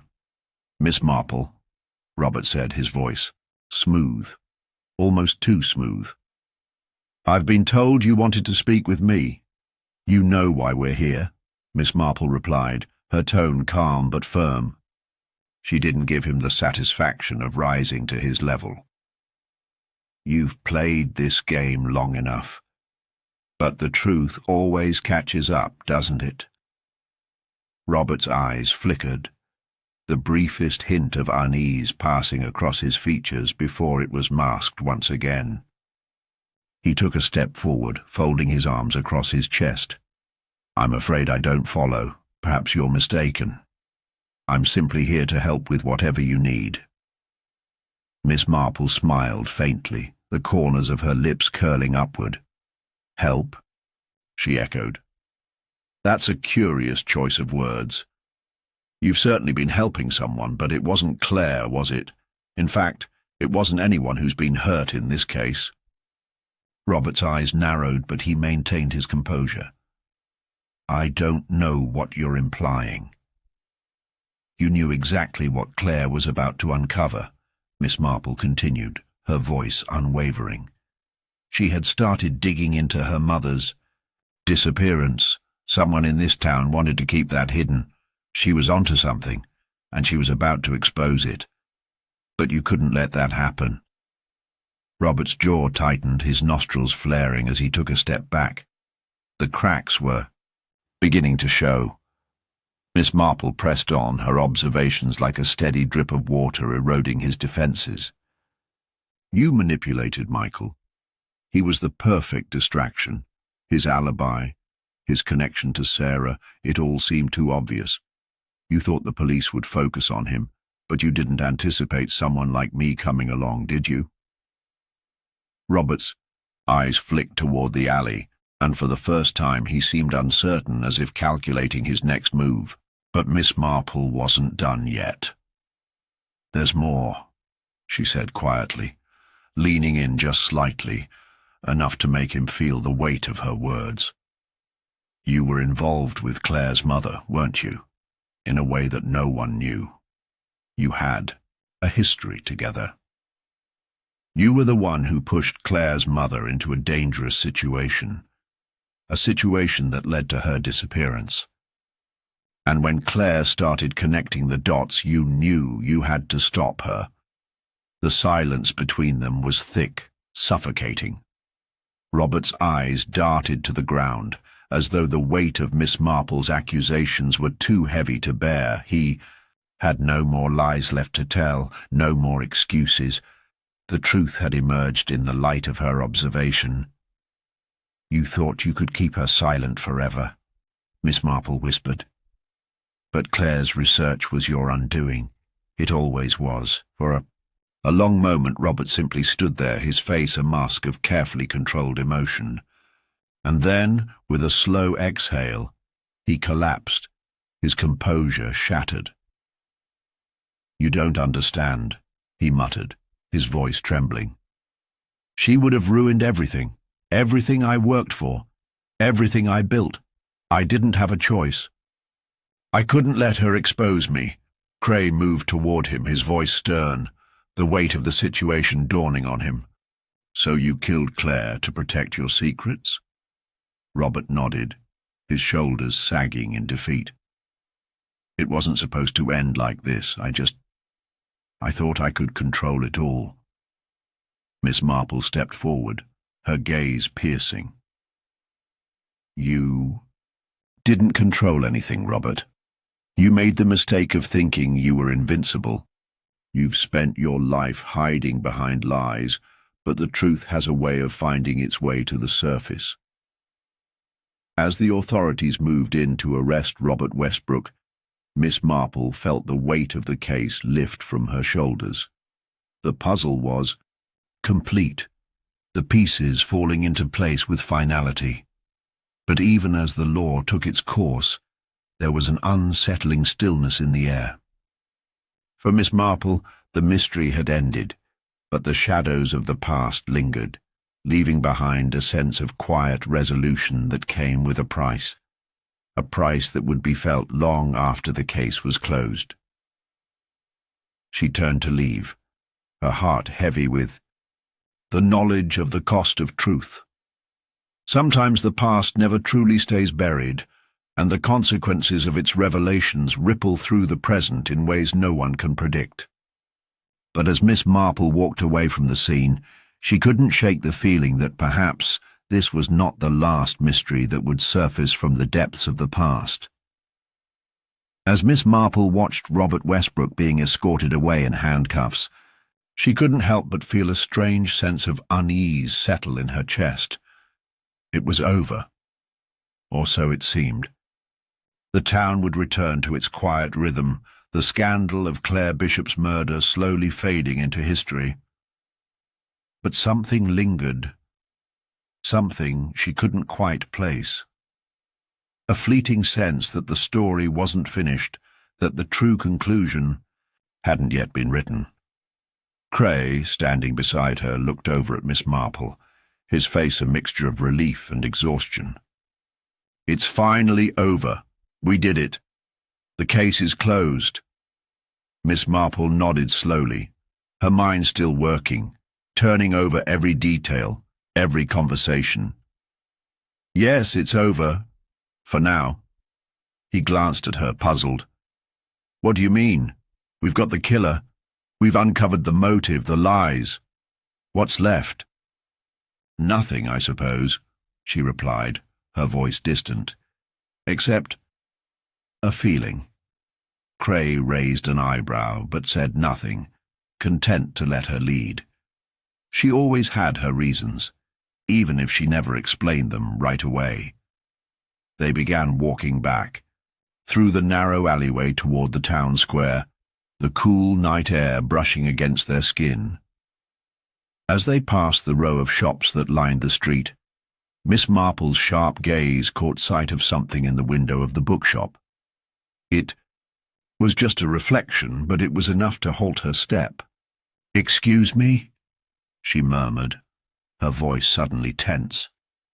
"I need to check something." Cray looked at her in confusion but nodded, following her into the small bookshop. The bell above the door chimed as they entered, and the musty scent of old paper and ink filled the air. The shop was dimly lit, and most of the shelves appeared untouched. Miss Marple moved toward the counter, where a stack of books was carefully arranged. Her eyes scanned the titles, then flicked to the register. A man was behind the counter, seemingly absorbed in his task. She recognized him as the shopkeeper, a quiet man named Bernard Holloway, someone who had been in the town for years but never seemed to attract much attention. Yet today he caught her attention for reasons she couldn't yet explain. She approached the counter, her steps light and deliberate. "Good evening, Mr. Holloway," she said in her calm, measured tone. He looked up, his glasses slipping down his nose as he greeted her with a tight smile. "Miss Marple, what can I do for you this evening?" "I was just passing by," she said, casually examining a book on the shelf beside her, "and I thought I'd stop in. It's such a lovely shop." He nodded, his expression unreadable. "Thank you. It's a family business, you know. Been here for generations." Miss Marple glanced over her shoulder briefly, taking in the shop's simple layout. There was nothing extraordinary about it, but then the most dangerous secrets often hid in plain sight. Something wasn't right, but she couldn't yet put her finger on it. "I've been meaning to ask you, Mr. Holloway," she began, her voice as soft as a whisper. "Did you know Claire Bishop well?" The question seemed to make him stiffen for a split second before he straightened, adjusting his glasses. "Well enough," he answered, a little too quickly. "She frequented the shop a few times, but that's about it." Miss Marple nodded, slowly, her eyes narrowing slightly. "I see. It's such a tragic thing, isn't it? Her death, I mean. And the town. It'll never be the same." Bernard Holloway's lips twitched as though the words hadn't entirely escaped him. "Yes, it's unfortunate," he muttered, his gaze darting briefly to the floor. "But what does that have to do with me?" "I think you know," Miss Marple said gently, her voice never rising but holding a weight of certainty. "You... See, the problem with keeping secrets is that they always come to light in the end." There was a long pause. Then, with a quick, startled motion, Bernard Holloway straightened, his face blanching. He didn't speak, but his panic was written all over him. It was subtle at first, a twitch of his hand, the slight shift of his posture. But Miss Marple caught every movement. The man was hiding something. She had no doubt. Before she could continue her questioning, the door to the bookshop swung open with a creak, and a familiar face stepped inside. It was Sarah Cartwright, the young woman who had been Claire's best friend and one of the key witnesses in the case. She'd been evasive during the investigation, often acting more nervous than anyone else. Miss Marple's mind immediately began to race. Sarah looked between Miss Marple and Bernard, her eyes widening when she saw the tension in the air. "What's going on?" she asked, her voice edged with unease. "Nothing," Miss Marple replied smoothly, but there was an edge to her voice now. "Just a conversation. You know, Sarah, when you've been around people for long enough, you begin to notice certain things. Little details that seem insignificant at first, but eventually they form a picture." Sarah shifted her weight uncomfortably but didn't say anything. Miss Marple, however, wasn't finished. She turned back to Bernard, her expression softening, slightly, but her words sharp. "You see, Bernard, when you told me that you only knew Claire well enough, I was curious. I remember Claire mentioning you in passing. She didn't seem to think very highly of you. In fact, she said something about an old argument the two of you had, something to do with a business deal gone wrong." Bernard froze, his eyes flickering nervously as he tried to hold her gaze. His breath hitched, and Miss Marple noticed the way his fingers gripped the edge of the counter, his knuckles turning white. "And then," Miss Marple continued, her voice gaining strength, "there's the matter of the book you gave Claire right before her death. She mentioned it to Sarah, but strangely, It never turned up among her belongings. "Do you remember that book, Bernard?" For a moment, Bernard stood speechless, his eyes darting between Miss Marple and Sarah. It was clear now his deception had been carefully constructed, but it was unravelling fast. I don't know what you're talking about," he said, his voice shaky, but Miss Marple could see the lie behind his words. His pulse had quickened, his breath coming in shallow bursts. It was only a matter of time before he cracked. "I think you do," Miss Marple replied, her voice calm but firm. "You're the one who gave Claire the key piece of the puzzle. You're the one who—" Before she could finish, a sudden, sharp cry echoed from the back of the shop. Sarah's face went pale as she turned to see what had caused the noise. It was a thud, followed by the distinct sound of something heavy hitting the floor. The shopkeeper's eyes widened in horror as he turned towards the back room, his face now etched with panic. Miss Marple's instincts were sharp. Something wasn't right. She moved quickly towards the sound, pushing past Sarah as the two of C. Them followed Bernard, whose footsteps grew frantic with each passing moment. But when they reached the door to the back, Miss Marple paused. It wasn't a physical obstacle that stopped her. It was a realization that hit her with the force of a freight train. This case, far from being solved, had only just begun. The truth was far more tangled than anyone had imagined, and Bernard, Holloway was only the beginning of the web they were all tangled in. As she slowly pushed open the door, she felt a chill race down her spine, knowing that what lay ahead would reveal secrets darker and more dangerous than she had ever thought possible. The door creaked open, and Miss Marple stepped cautiously into the dimly lit back room, Cray and Sarah following closely behind. The air was thick with the smell of dust and stale paper, and the faint glow from a single light bulb hanging from the ceiling flickered overhead. The room was cluttered with stacks of old books, boxes of discarded paperbacks, and half-empty crates, nothing out of the ordinary, except for the scene that greeted them. Bernard Holloway stood motionless at the far side of the room, his back to them, his hands trembling as he gazed at the floor. The source of the noise had been clear now. A thick, leather-bound book lay on the ground at his feet, the corner bent awkwardly, as though it had been thrown aside in haste. His eyes darted nervously to the door, and Miss Marple could see the panic rising in him like a cloud, thick and suffocating. "Bernard," she said softly, but with unshakable authority. "What are you hiding?" He stiffened, his breath shallow and rapid. "Nothing, Miss Marple. It's nothing, really." But even as he spoke, his voice cracked, betraying him. Miss Marple's keen eyes swept over the room, noting the subtle signs of distress. A chair was knocked over, the papers scattered across the floor as though they had been hastily rummaged through. And then there was the book, the same book Claire Bishop had mentioned just days before her death, the one that had never turned up in her belongings.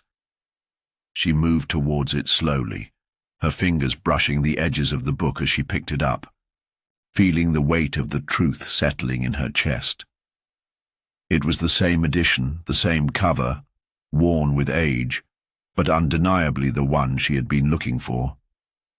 She looked up at Bernard, who was now visibly shaking, his mouth opening and closing, as though searching for words, any words to explain himself. "You gave Claire this book, didn't you?" Miss Marple asked, her voice low but steady. "You gave it to her knowing it would lead her straight to the heart of your secrets." Bernard's eyes widened, his panic turning to desperation.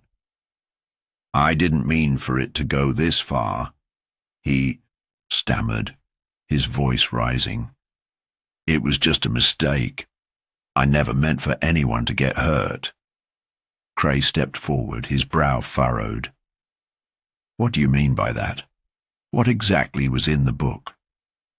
Bernard's gaze shifted from Cray to Miss Marple, and for a moment he seemed to reconsider the lies that had served him so well up until now. He took a deep breath, then spoke, his voice barely above a whisper. "It's not what it seems," he confessed. "Claire wasn't just a random victim. She was the one who discovered what was going on. She knew about the embezzlement, about the laundering of funds through the bookstore, but the book, it was meant to distract her, to keep her quiet." Miss Marple's mind raced, but she kept her composure. She had suspected for some time that the case was more than just a simple crime of passion or a robbery gone wrong. Bernard Holloway was no mere shopkeeper. He was a man who had been hiding a web of deceit beneath his unassuming exterior. His involvement in a money-laundering scheme tied to shady characters from out of town had been too well hidden for anyone to find until Claire stumbled upon it. "But it wasn't just about money, was it?" she asked quietly. "There's more, isn't there?" Bernard's face twisted with guilt, and for the first time Miss Marple saw a flicker of vulnerability in his eyes. He stepped back from the book as though it had burned him.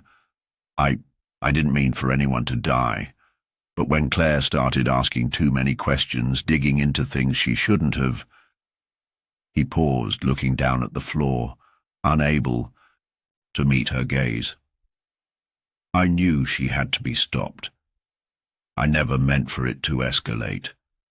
I thought if I could get her to back off, everything would go back to normal. But it didn't. She was stubborn, and then things just got out of hand." Silence in the room was deafening. Miss Marple absorbed his words, the pieces of the puzzle finally coming together. The murder was no random act. It had been a calculated attempt to cover up a much larger crime. The book Bernard had given Claire had been intended as a tool, but she had found more than he had expected. When Claire threatened to expose him, Bernard panicked, and in his panic he'd made a fatal mistake. "You thought you could bury the truth," Miss Marple said, her voice calm, almost pitying. "But the truth always finds a way to the surface, even if you try to bury it under lies, under murder." Bernard looked up sharply, his eyes wide with panic. No, I didn't kill her. It was supposed to be an accident. I didn't..." But before he could finish, Cray stepped forward, pulling out a small piece of paper from his coat pocket.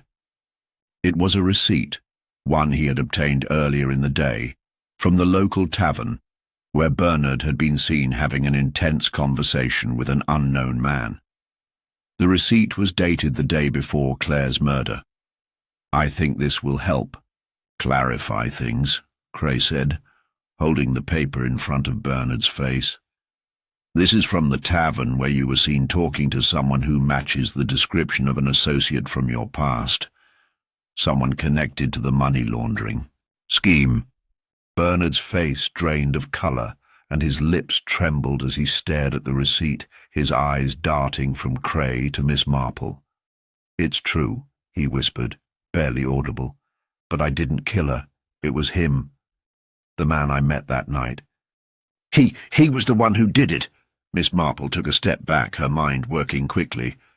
The pieces were falling into place, but there was something about Bernard's behaviour that didn't sit right with her. He was too quick to point the finger at someone else, too eager to shed the blame. "I don't think so, Bernard," she said quietly. "I think you're lying again. You're so focused on distancing yourself from the murder, you've forgotten the most important thing." Bernard opened his mouth to protest, but Miss Marple held up a hand, silencing him. See, there's one detail you overlooked. You tried to cover up the money laundering, but Claire's murder wasn't just about that. It was about you protecting your own reputation. You were willing to kill to keep your secret safe. The silence that followed was heavy, as Bernard sank to his knees, his face crumpling with the weight of his guilt. He had made his choice. He had allowed his fear, his greed, to drive him to murder. But in the end, it wasn't just the crime he committed that would destroy him. It was the truth Miss Marple had uncovered piece by piece that would bring him down. As Bernard was led away by the authorities, Miss Marple felt a flicker of satisfaction, but no sense of victory. Justice had been served, yes. But there was something hollow about it, something unfinished. Even with Bernard in custody, the web of lies he had spun was far from unraveled. There were others involved, others who would continue to hide in the shadows. The detective glanced at Cray, who stood by silently, his face reflecting the same exhaustion Miss Marple felt. "It's over for Bernard," she said softly. "But the story, I'm afraid, is far from finished. This is just the beginning." And with that, Miss Marple turned, her mind already working on the next steps. The truth had been revealed, but the game was far from over. The hunt was still on for the others who had helped Bernard keep his dark secrets. And she, as always, would be there, one step ahead, as the puzzle pieces continued to shift. The day had grown dim, the last traces of sunlight fading behind the blue horizon, as Miss Marple stepped out of the cluttered back room of Bernard Holloway's bookstore. Her shoes clicked softly against the old cobblestone street as she made her way down the narrow alley, her mind still sifting through the pieces of the case. Despite the satisfaction of seeing Bernard in custody, there was a nagging feeling, a loose thread she couldn't ignore. She had solved the murder, no question there, but something lingered. Cray, who had been silent for much of the afternoon, walked beside her, his face unreadable.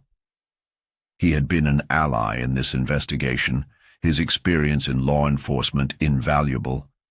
But Miss Marple sensed he wasn't fully satisfied either. They had reached a conclusion, but both knew too well that in this line of work the end of one case was merely the beginning of another. "You don't seem pleased," he said quietly, almost as if he were reading her thoughts. "I'm not sure I am," she replied, glancing up at him. Her gaze lingered on his face for a moment, noticing the faint lines of weariness around his eyes, the same ones she could feel pressing on her own. "The pieces have fallen into place, but something's off. I can't quite put my finger on it." Cray sighed, his hand running through his hair. "It's over, Miss Marple. Bernard's behind bars, the money laundering, the murder. It all leads back to him." "It's done." She gave a faint shake of her head. "Done, yes. But complete? No." Her voice trailed off as her eyes followed the path ahead.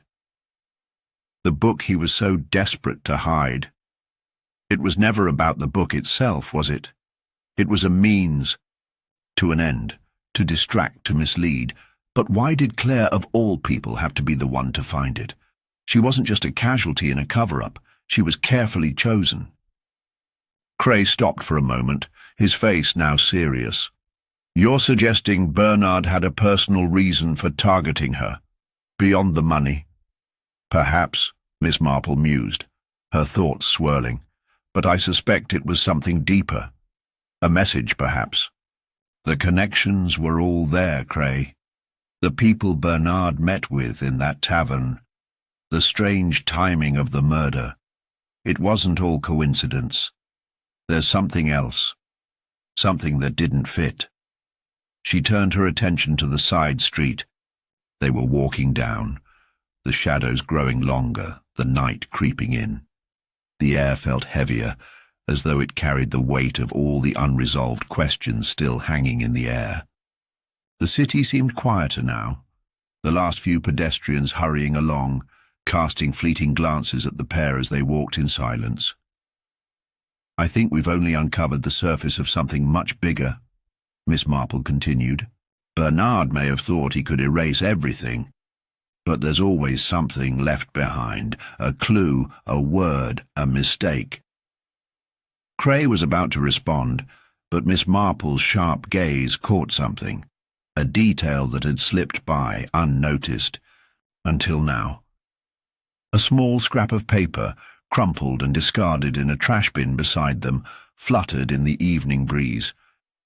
It was nothing at first glance, just a scrap, but her instincts screamed that it was more than it appeared. Without thinking, she bent down, her fingers delicate as she retrieved it. The paper was torn, the writing smudged, but one word stood out: redemption. The rest of the message was indecipherable, smudged from the rain, but that single word carried weight. It tugged at her, unsettling something deep within. She turned the scrap over, but there was nothing more. "Miss Marple?" Cray asked, his voice tinged with confusion. She looked up at him, her brow furrowed, her mind racing. "I thought we were finished with Bernard," she said slowly. "But it seems there's still a thread to follow." Cray's expression hardened. "What do you mean?" "This." She held up the crumpled paper, her fingers tracing the edges of the word. "It's a message. Redemption. Why would Bernard or anyone involved leave something like this behind? It doesn't add up. It's too deliberate to be an accident." He studied the paper for a moment, then shook his head. "You think someone else is involved? That Bernard's not the only one?" Miss Marple's eyes narrowed. "I think Bernard's just the tip of the iceberg. There's someone behind him, someone manipulating him. He wasn't acting alone. And that message, it's a clue. The question is, who's it for?" The more she thought about it, the more she was convinced this wasn't just about money. It wasn't even just about the murder. There was a larger picture here, one she had only glimpsed. The cryptic note, redemption, felt like a key, like a breadcrumb leading her down a path she had yet to fully uncover. But the question was, who had left it? Was it someone connected to Bernard's past, a person from his criminal dealings, or someone who had been pulling strings from behind the scenes? As they continued down the street, the silence between them felt heavier than before. Cray could see that Miss Marple's thoughts were far away, her mind already on a new trail. "There's one other thing," she said after a long pause. "This word, redemption. It doesn't just suggest a second chance or atonement. It could also imply something darker, a reckoning, a payment for sins, perhaps." "Do you think this is about vengeance, then?" Cray asked. Miss Marple glanced over at him, her face unreadable. "I think we're dealing with a much more complex story than we originally thought, Cray. The forces at play here are deeper than mere greed or revenge. Whoever is behind this, whoever left that message, wants something more, something far more than money." The two of them continued walking, the weight of their conversation settling around them. As they neared the end of the street, Miss Marple paused for a moment, her gaze lingering on the quiet buildings around them. The night seemed to stretch on, full of secrets still hidden, of puzzles waiting to be solved. And then, as they reached the corner, Cray noticed it. A flicker of movement in the alleyway across the street, a figure standing in the shadows watching them. Just as quickly as it appeared, the figure vanished, swallowed by the darkness. Miss Marple felt a chill run down her spine. She didn't speak, but her mind was already working.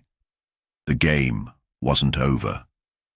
As she turned away from the alley and continued down the street, one thought echoed in her mind. The mystery never ends. It merely shifts, like a shadow at twilight, never fully revealed, always evolving. And as the night deepened, Miss Marple knew the answers were out there, waiting. They always were.